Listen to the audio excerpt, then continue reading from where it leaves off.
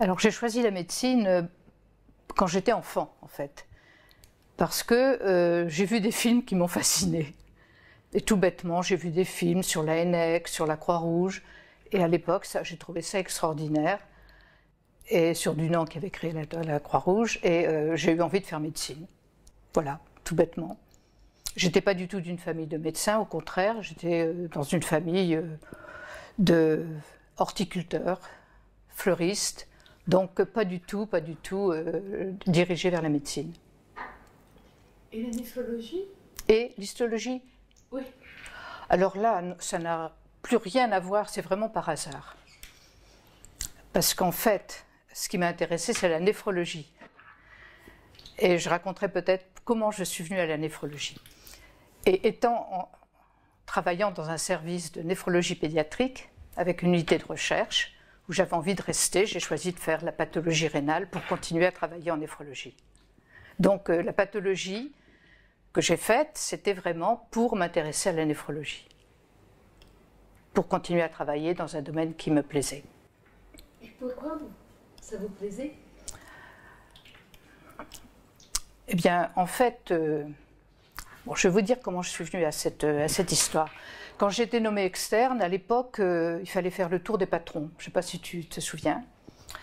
Et moi, dans la petite ville où j'habitais, j'avais aidé un chirurgien en lui tenant comment on appelle ça déjà, les écarteurs pendant des vacances, et il m'avait donné des lettres de recommandation. En particulier à Julien Marie, au professeur Julien Marie, le grand professeur de pédiatrie, ici à Necker-Enfants-Malades. Moi, je ne connaissais personne, je n'étais pas du tout du milieu médical, donc j'ai été voir le professeur Julien Marie, qui ne recevait personne, c'était son assistante sociale, qui avait une réputation un peu particulière, on l'appelait Papageno, à l'hôpital, et qui recevait les demandes d'externes. Moi, j'ai donné ma recommandation, elle l'a regardée avec beaucoup de mépris, elle a dit « Vous n'avez pas de recommandation, vous irez chez Royer ». Moi, Royer, je ne connaissais pas, mais je suis allée chez Royer. Et alors là, j'ai découvert une médecine qui me plaisait vraiment bien par rapport à ce que j'avais connu autrefois. Parce que c'était une médecine raisonnée, scientifique, bien faite. Donc j'ai décidé de continuer à travailler dans ce secteur-là, chez Royer. Et j'ai fini mon cursus médical en faisant d'abord l'internat, où je suis revenue chez lui comme interne. Et puis, pour pouvoir rester dans cette structure, j'ai décidé de faire la pathologie pour m'intégrer dans l'équipe de René Habib, parce qu'il y avait une très bonne équipe, René Habib, Pierre Royer, et puis après Michel Broyer et d'autres. Voilà. Donc j'ai fait de la pathologie rénale, de la pathologie pour faire de la pathologie rénale et pour continuer à travailler en néphrologie pédiatrique dans une structure qui me plaisait. Je crois qu'elle c'était quelqu'un qui était très, très bavard, qui faisait beaucoup de bruit partout et on l'appelait comme ça pour se moquer un peu d'elle. C'était vraiment devenu la personne incontournable du service de Julien Marie. Et alors c'était merci à Papagena que vous êtes arrivé à la néphrologie? Oui, c'est vraiment par hasard. Et c'est pour ça que je trouve que c'est très drôle l'évolution, parce que moi je n'avais jamais pensé faire de la néphrologie et jamais je ne me serais orientée vers la pathologie si je n'avais pas été guidée par cette dame. Maître, alors bon, je dirais que pour moi il n'y a pas un maître, il y a eu une structure avec d'une part Royer, qui était vraiment quelqu'un, un néphrologue et un clinicien remarquable, et avec une très bonne formation scientifique, qui avait un esprit extrêmement curieux, qui posait des questions tout le temps, donc qui m'a appris beaucoup. Et d'autre part, il y avait René Habib, qui était pathologiste et qui travaillait dans le même secteur, enfin, qui travaillait avec Royer.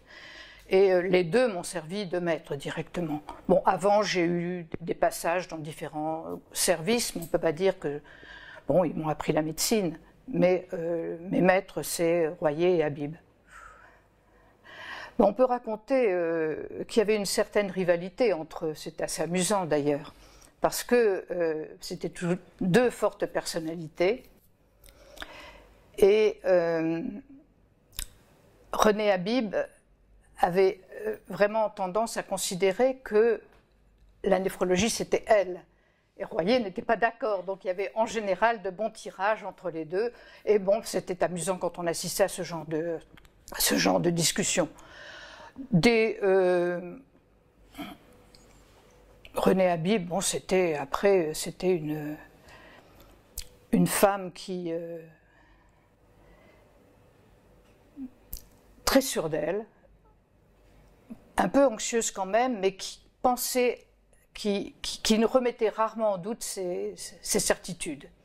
Alors c'était, bon, je dois dire que c'était très bien parce que ça donnait une assise quand on travaillait avec elle, mais on avait envie souvent enfin moi et d'autres, parce qu'on a formé une petite équipe autour d'elle, de discuter un certain nombre de choses qu'elle avait du mal à remettre en question. Je dois dire que j'ai eu une chance terrible parce que je suis arrivée, c'est ça qui est peut-être important, je suis arrivée dans le service de Royer, donc dans l'équipe de René Habib, au moment où on créait la néphrologie pédiatrique. Et ça, pour moi, ça a été extraordinaire, c'est-à-dire qu'on a vu arriver à Necker, en pédiatrie, en néphrologie pédiatrique, des pédiatres qui venaient se former en néphrologie, qui venaient d'Espagne, d'Italie, d'Allemagne, un peu partout, d'Amérique du Sud, même des États-Unis. Enfin, on avait sur place un nombre considérable de médecins intéressés par la néphrologie pédiatrique et qui venaient là pour s'instruire. Et moi, j'en ai profité, évidemment, j'étais là aussi très jeune et j'ai profité de ce moment. Et ensuite, les gens se sont dispersés, on a continué à travailler. Qu'est-ce que vous aimez maintenant en néphrologie? Alors, c'est vrai que j'ai toujours fait de la néphrologie pédiatrique. Initialement, j'ai beaucoup travaillé, surtout directement avec René Habib, sur les maladies glomérulaires. On l'appelait la reine du glomérule. Elle adorait le glomérule. Bon, moi, j'ai travaillé sur le glomérule. J'ai fait de la microscopie. Enfin, j'ai fait de la NAPAD générale, et en particulier de la microscopie électronique, parce qu'à l'époque, c'était très à la mode et c'était intéressant, ça apportait beaucoup de renseignements. Et puis progressivement, je me suis plus orientée vers tout ce qui était maladies héréditaires, anomalies du développement. Et actuellement, je m'intéresse beaucoup encore, pour un petit moment, aux maladies du fœtus. Parce que les maladies rénales du fœtus, ont longtemps été un peu ignorées. Alors maintenant, je trouve ça très intéressant de me plonger dans ce domaine-là. Aucun regret de votre choix de la néphrologie? Aucun regret, non. Non, parce que en réfléchissant, au départ, je voulais faire de la médecine clinique. Et je pense que j'étais beaucoup plus à ma place là où je suis actuellement. Parce que quand je vois les cliniciens, je réalise que je n'avais peut-être pas tous les bons réflexes des cliniciens et que moi, j'étais peut-être plus faite pour faire le travail que j'ai fait, c'est-à-dire un travail d'études de pathologie, de recherche clinique, de recherche pathologique. Mais je pense que je regrette pas trop. Non, je regrette pas. La preuve, c'est que je suis à la retraite depuis un certain nombre d'années, que je suis toujours là. Quelles sont, à votre avis, les caractéristiques d'un bon clinicien? Vu de mon point de vue, c'est quelqu'un qui sait regarder et écouter, déjà, qui sait se poser des problèmes, des questions, et qui sait prendre des décisions. Et les décisions adaptées, qui sait se renseigner, qui sait discuter avec les uns les autres quand il en a besoin, mais qui est capable de synthèse rapide et de décision rapide. Pour moi, c'est ça. Et peut-être que j'avais du mal à prendre des décisions, peut-être. Alors, voilà. Enfin, j'ai fait un internat qui était un internat correct, mais je pense que je suis quand même plus à ma place là où je suis. Et quelles sont les caractéristiques d'un grand chercheur? D'un grand chercheur, pour moi, il faut douter tout le temps. Puis il faut être un peu curieux. Il faut considérer que ce n'est pas une routine, en fait. Pour moi, je me souviendrai toujours, un jour, j'avais une idée, je dis aux gens qui étaient avec moi, Aujourd'hui, on va s'amuser à faire ça. Enfin, on va s'amuser. Et alors, les gens je me souviens d'une technicienne. Ici, on ne s'amuse pas, on travaille. Mais pour moi, en fait, bon, se poser des questions, réfléchir, travailler sur un problème, c'est plus s'amuser que s'ennuyer. Et donc, moi, c'est ça, c'est avoir un intérêt toujours renouvelé pour ce qu'on fait. Et je pense qu'il faut... C'est difficile parce qu'il faut à la fois être à l'écoute des autres, les diriger et être exigeant pour les autres. Et je pense que j'ai peut-être pas été assez exigeante pour les gens avec qui j'ai travaillé. C'est-à-dire que j'avais quelquefois tendance peut-être à les couver un peu trop, ou à les aider un peu trop, ou à accepter des déficiences que j'aurais pas dû accepter. Je pense qu'il y a je pense que être un bon maître, c'est déjà être généreux, apporter ce qu'on sait, bien diriger, mais il faut aussi, en contrebalance, avoir une exigence importante. Enfin, moi, c'est comme ça que je le vois, je sais pas. J'ai eu plus d'émotions dans ma carrière.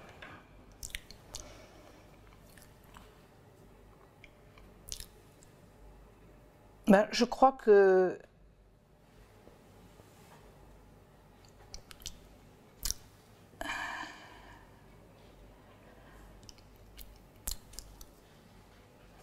bon, je réalise, j'ai travaillé dans différents domaines, je n'ai pas révolutionné les choses.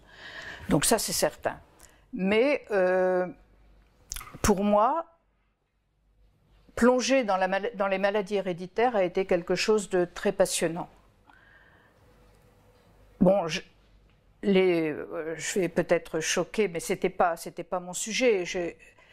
Les néphropathies glomérulaires, peut-être parce qu'il y avait d'autres personnes qui travaillaient vraiment dans ce domaine de façon intensive. J'étais moins concernée. Bon, j'ai fait un travail dans ce domaine-là.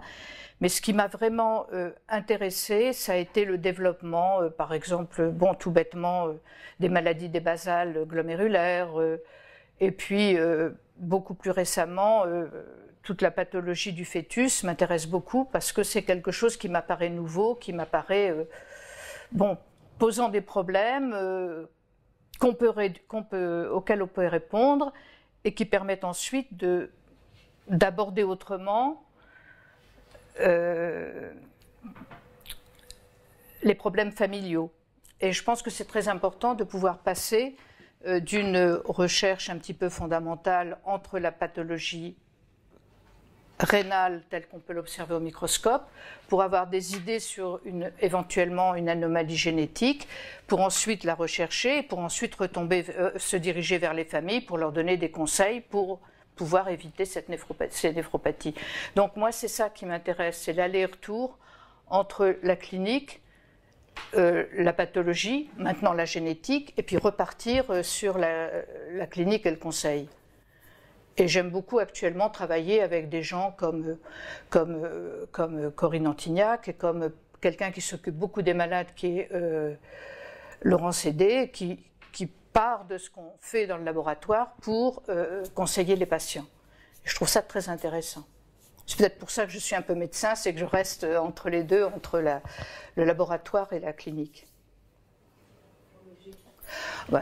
Moi, je pense que là, je ne peux pas répondre de façon globale. Je crois qu'il y a tout un domaine que je ne connais pas bien, qui est tout le domaine des maladies acquises, de l'immunologie, que je connais mal. Enfin, tout ça, je crois que le développement se fait bien. Dans le domaine des néphropathies héréditaires, alors là, le développement, il est impressionnant dans la mesure où, avec les techniques actuelles, on peut tout faire, on peut tout rechercher.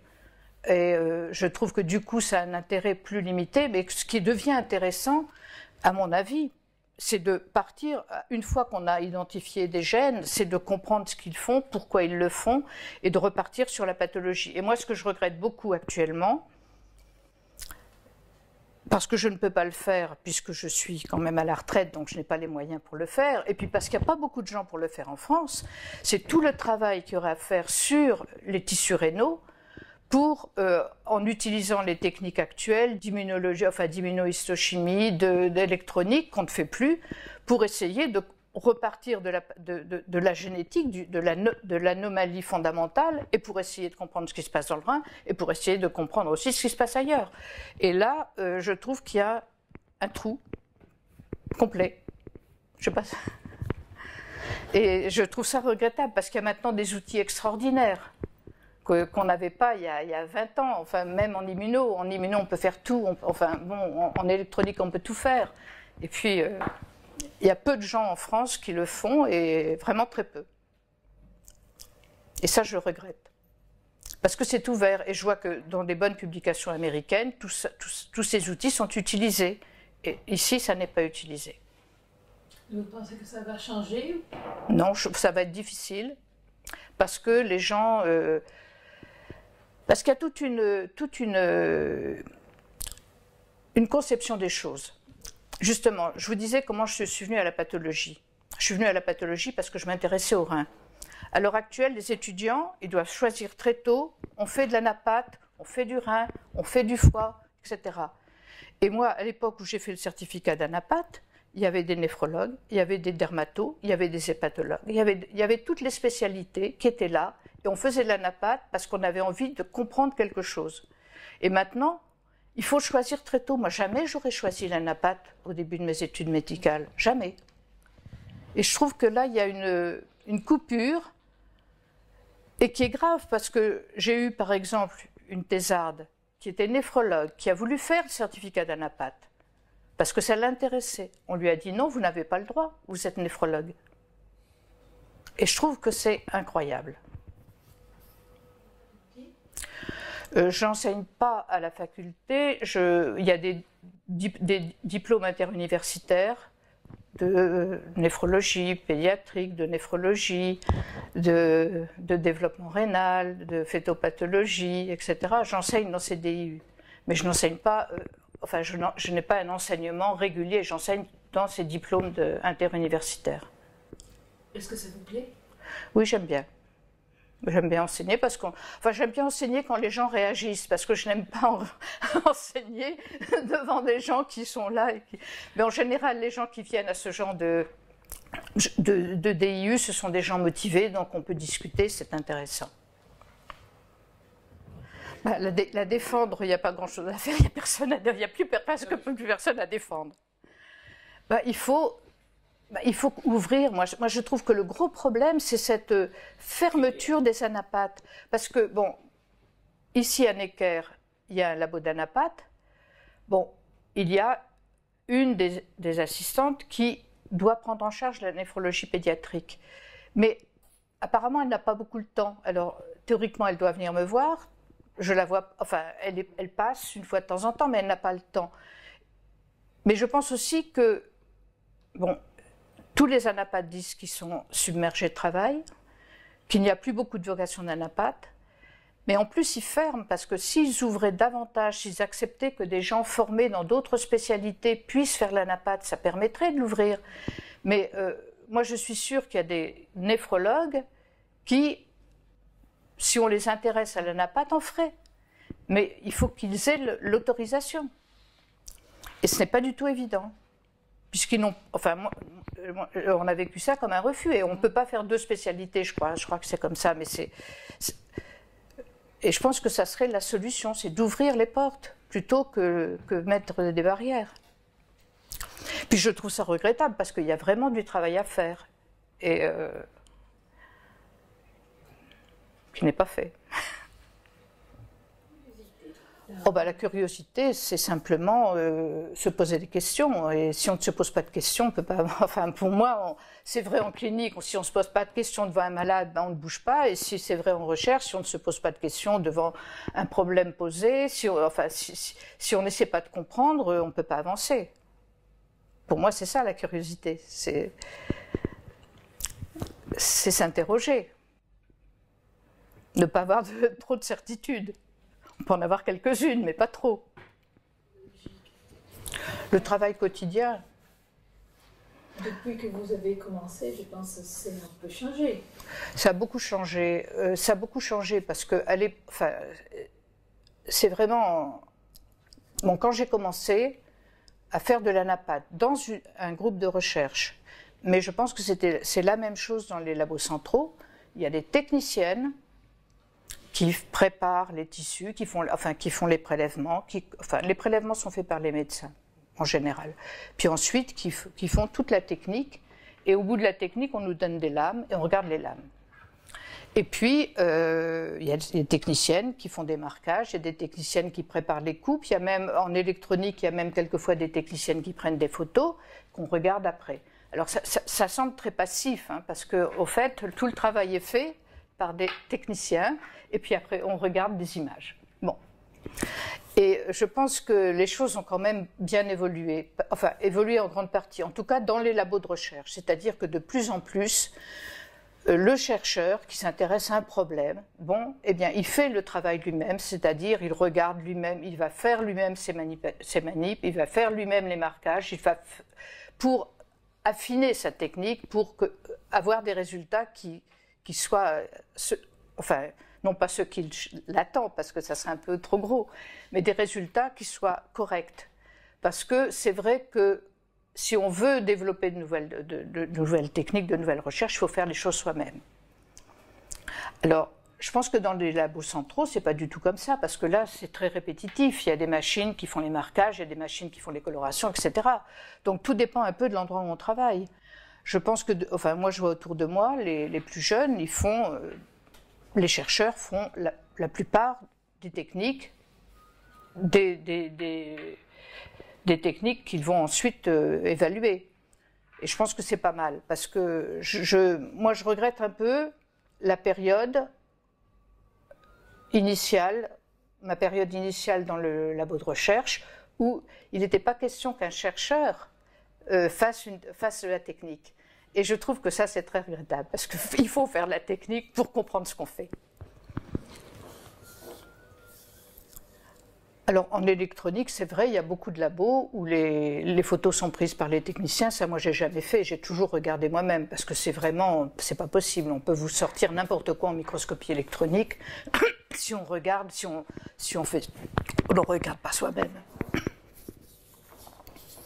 On voit que vous aimez regarder. Ah ben, c'est intéressant, oui. Ah oui. Et puis, de toute façon, on peut pas. Enfin, moi, je trouve que si le travail qu'on fait repose sur l'analyse d'images, il faut les regarder soigneusement et soi-même, parce que sinon, c'est pas possible. On était une équipe pendant plusieurs années travaillant en pathologie dans le labo de René Habib, qui comportait, en dehors de René Habib et de moi, Micheline Lévy. Et on avait quelquefois des discussions avec René Habib qui étaient qui étaient difficiles, parce que René Habib avait toujours raison. Et alors un des thèmes de discussion dont je me souviens comme ça en y repensant, c'était le problème de ce qu'elle avait intitulé hypoplasie segmentaire. Hypoplasie segmentaire, c'est une lésion qu'on observait dans le temps, mais qu'on observe, pour ainsi dire, beaucoup moins maintenant. Une lésion rénale segmentaire qui s'accompagnait d'hypertension artérielle et où on avait une diminution de l'épaisseur du cortex de façon considérable, qu'elle avait appelée hypoplasie. Or, pour nous, ce n'était pas une hypoplasie, c'était une atrophie.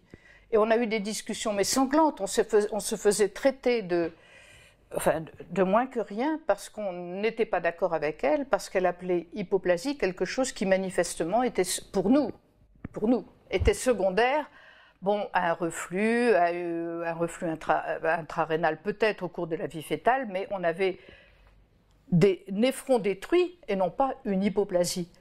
Et bon, ça fait partie des multiples accrochages qu'on a eu avec elle, car elle avait toujours des idées, bon, en général très bonnes, parce qu'elle avait un œil extraordinaire, bien meilleur que le mien, parce qu'elle avait quelque chose d'extraordinaire, Et c'est là où il y a une grande différence entre elle et moi. Elle regardait quelque chose et immédiatement elle avait un diagnostic. Mais ça lui... Bon, moi, j'ai besoin d'analyser. Alors, je suis beaucoup plus analytique qu'elle. Et si bien que je ne la critique pas parce qu'elle avait vraiment un œil extraordinaire. Mais quand elle avait décidé quelque chose, on ne pouvait pas revenir en arrière. Bon, en dehors de ça,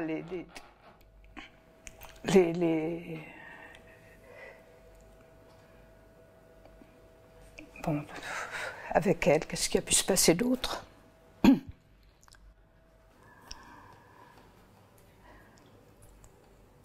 Non, elle était toujours, c'était pour Micheline et moi, c'était aussi amusant, parce qu'on pouvait discuter quelquefois, on discutait, et puis on avait des idées quelquefois, alors on disait quelque chose, on faisait une suggestion, et puis, bon, puis le lendemain matin, elle nous disait « Ah, j'ai une idée extraordinaire !» Et elle nous sortait tout ce qu'on lui avait dit la veille. Ça, c'est elle. Mais ça, il ne faut pas le dire.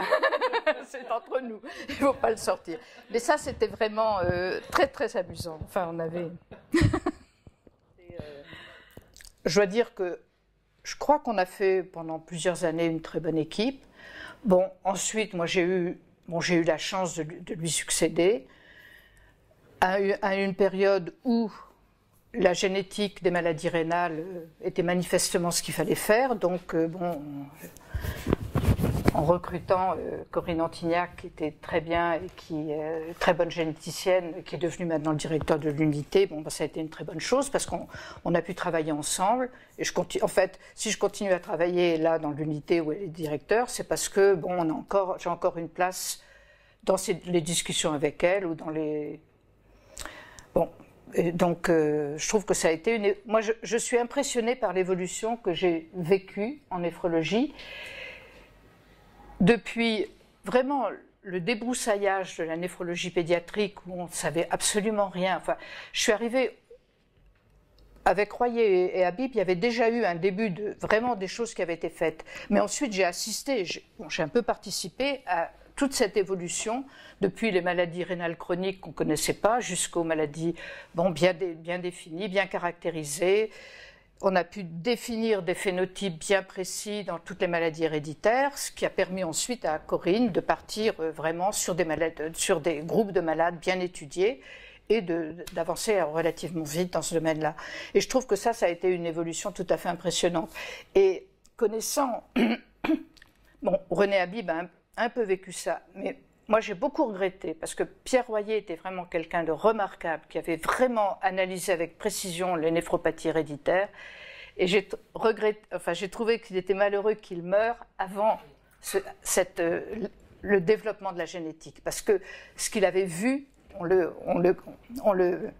l'analysait en génétique, et on voyait les syndromes qu'il avait identifiés, eh bien on en trouvait la raison génétique quelques années après sa mort. Et ça, j'ai beaucoup regretté, parce que c'était quelqu'un que j'admirais beaucoup et qui avait tellement fait que... Bon, il est parti trop vite. Mes curiosités, c'est que je trouve que, entre le travail, le fait que j'ai des enfants, une kyrielle de petits-enfants qui m'occupent beaucoup, j'ai pas beaucoup de temps pour faire une foule de choses que j'aimerais faire, ne serait-ce que vivre à Paris. Non pas comme dans mon petit coin, mais avoir le temps, tout bêtement, d'aller voir de sortir, d'aller voir les expositions, d'aller au cinéma, d'aller au théâtre, d'aller au concert, toutes choses que j'ai peu de temps de faire. Bon. Et puis j'aime bien voyager, donc tout ça j'ai envie de le faire. Et je le repousse, mais je pense qu'il va falloir que j'arrête de repousser. Et vous le repoussez pour... Qu'est-ce que vous passionne en particulier en néphrologie? En néphrologie, bien c'est essentiellement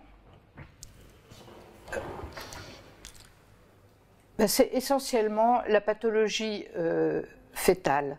C'est ça qui m'intéresse actuellement. C'est peut-être parce que c'est un sujet sur lequel je peux travailler actuellement, parce que j'ai un réseau de correspondants avec qui je peux travailler. Donc je trouve ça intéressant. Et bon, je me pose encore quelques questions dans ce domaine-là et j'aimerais bien simplement bien y répondre et puis après m'arrêter. Bon, le reste m'intéresse beaucoup, mais je pense qu'il y a... c'est pris en charge par d'autres, et je pense que c'est bien. Bon, comme je vous l'ai dit, je trouve que tout ce qui est pathologie n'est pas fait, alors que ça devrait être fait. Ça, c'est regrettable, mais là, je peux rien changer. Et vous disiez, vous étiez en train de dire qu'est-ce que vous aimez hors de la néphrologie? Hors de la néphrologie, mais j'aime énormément de choses que je ne fais pas. Bon, j'aime lire, j'aime voyager, j'aime sortir, j'aime voyager. Enfin, j'aime la vie en général, quoi. J'aime aussi, j'ai une maison à la campagne dont je m'occupe énormément. Donc j'ai beaucoup de choses qui m'intéressent. Mais comme je vois que malgré tout, la vie avance, je me dis il faut que j'arrête de faire de la néphrologie.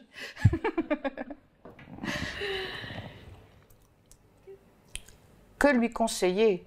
Alors là, moi je suis peut-être pas bien. Moi, je crois que un médecin, il faut déjà qu'il ait enfin, s'il veut faire de la médecine, il faut qu'il ait une bonne formation déjà, bon, qu'il soit interne et puis qu'il voit au cours de son internat ce qui va l'intéresser. Moi, je ne peux pas le conseiller, ça dépend tellement des rencontres qu'il va faire. Alors, beaucoup disent que faire de la recherche, c'est une folie, parce que, pour des tas de raisons, parce que ça devient de plus en plus difficile, parce que, enfin, je vois un petit peu ce qui se passe autour de moi.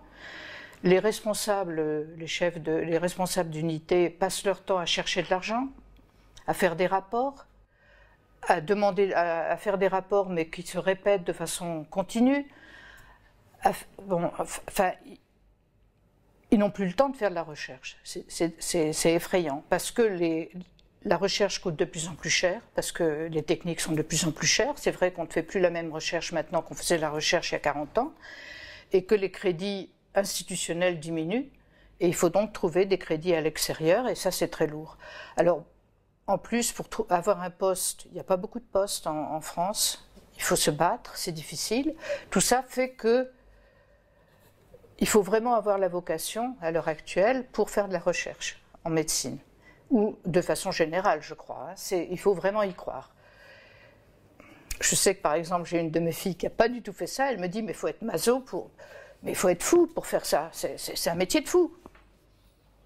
Parce qu'elle considère qu'attendre 35, 40 ans pour avoir un poste à peu près bien rétribué, c'est relatif, qui permet de vivre, c'est quand même pas normal.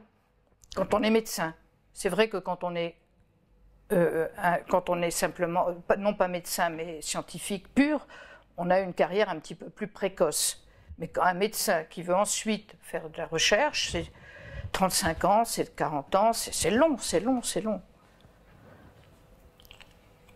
Parce qu'il n'y a pas de poste, parce qu'il n'y a pas d'argent, parce que, bon, il faut espérer que les choses vont changer. Mais bon, pour le moment, on n'en est pas là. Et si quelqu'un est assez maso oui. faire médecine et recherche, qu'est-ce que vous direz? Oh ben moi, je trouve ça très bien. Moi, je trouve que, mon point de vue, c'est que on passe beaucoup de temps à travailler, autant faire un travail qui intéresse. Alors, c'est ce que j'essaie de faire passer comme message. Bon, si le travail intéresse, ben, on passe des journées agréables. Mais aller travailler pour s'ennuyer, c'est tuant. Donc, moi, si quelqu'un veut faire de la médecine, faire de la recherche, il faut qu'il le fasse. Ça me semble évident. Mais bon, c'est difficile et il faut y croire. C'est beaucoup plus difficile que quand moi j'ai commencé. Hein. Moi, quand j'ai commencé, j'étais chez Royer. Il m'a dit, donnez-moi votre CV. J'étais nommée à l'INSERM. Je n'ai pas à m'en vanter. Je suis rentrée très facilement à l'INSERM comme attachée de recherche. Bon. Parce qu'à l'époque, comme il m'a dit, ah oui, ça c'est quand même intéressant. Il y a deux personnes qui m'ont tenu le même discours. Pierre Royer et Alagil, qui m'ont dit, vous voulez faire de la recherche, oui, vous êtes une femme, vous n'avez pas besoin de gagner d'argent, parce que ou bien vous serez entretenue pour votre mari, ou bien vous n'aurez pas de besoin. Donc vous pouvez faire de la recherche. Alors j'ai fait de la recherche dans ces conditions-là. Et ils me l'ont dit vraiment très simplement, c'était évident pour eux. Donc à l'époque, j'ai pu rentrer facilement à l'INSERM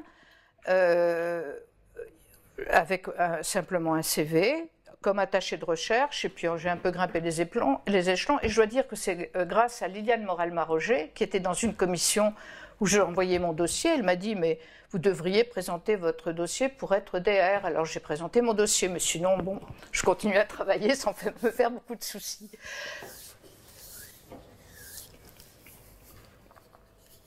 C'est pas la meilleure publicité pour le féminisme dans la néphrologie française. Oui, oui, ah non, mais c'était... Oui, Royer m'avait dit, oh non, maintenant, actuellement, il n'y a pas de place pour les femmes comme PUPH. Actuellement, vous ne serez pas nommée, alors vous faites de... Mais d'ailleurs, je pense que je n'aurais pas été bonne comme PUPH, donc je suis très contente d'avoir fait d'être entrée à l'INSERM. Oh ben moi je veux dire oui. Je veux dire oui, d'une certaine façon. Ça me rappelle quelque chose, cette poésie. J'ai eu dans mon labo quelqu'un que tu connais bien, qui est non pas Chaouyou, mais Yushi. Yushi, c'était une femme, une chinoise très particulière, qui était une artiste, qui peignait, qui a même fait un film pendant la période où elle est passée chez Pierre, où ça s'est mal passé parce que, comme elle m'a dit, moi quand je suis arrivée à Paris, théoriquement je devais travailler dans le laboratoire de Monsieur Ronco, mais Paris c'était extraordinaire. Hein, quand même, je ne pouvais pas, il fallait que j'aille voir les expositions, il fallait que je sorte, je ne pouvais pas aller travailler tout le temps dans son labo. Puis elle est venue me voir un jour en me disant, un an après, parce que son année chez toi était terminée, elle m'a dit je voudrais travailler avec vous. Moi, je n'avais rien à lui proposer. Bon, elle a tellement insisté qu'elle a travaillé avec moi. Bon, elle a travaillé pas mal, mais je me souviendrai toujours du jour où elle avait fait elle faisait de l'immuno-histochimie, elle avait fait de très beaux marquages. Ah, je lui ai dit, c'est vraiment très beau ce que tu as fait. Elle m'a regardé d'un air méchant, elle m'a dit, c'est pas de l'art, c'est du travail. Parce que pour elle, elle séparait très bien sa vie artiste. Mais moi, je trouve que réussir quelque chose, mais même réussir un bel article, quand on en est content, mais ça fait plaisir, c'est peut-être pas de l'art, mais c'est un plaisir. Et réussir, avoir de très belles photos à montrer, c'est aussi un plaisir. Bon, les photos, elles sont esthétiques aussi. Non, mais moi, je trouve qu'il y a de l'esthétisme partout.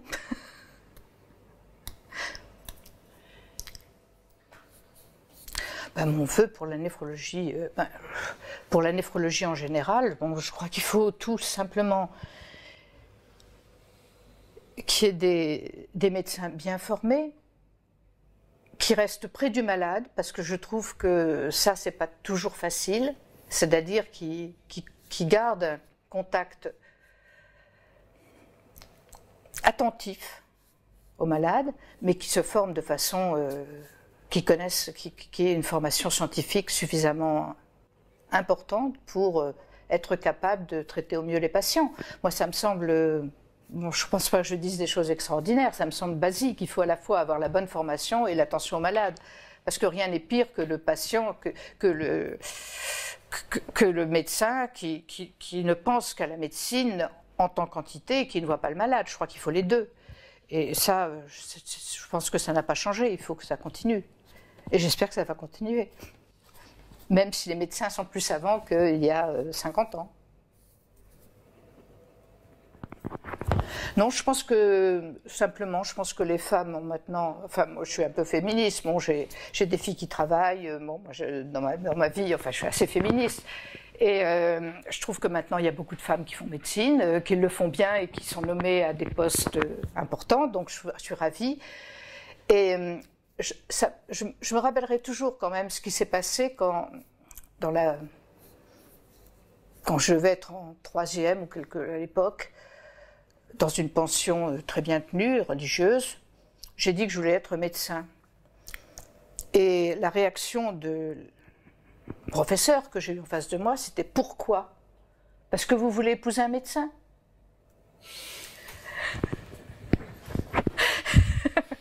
Et ça m'a marqué à vie, je crois, cette espèce de réflexion stupide qui m'a...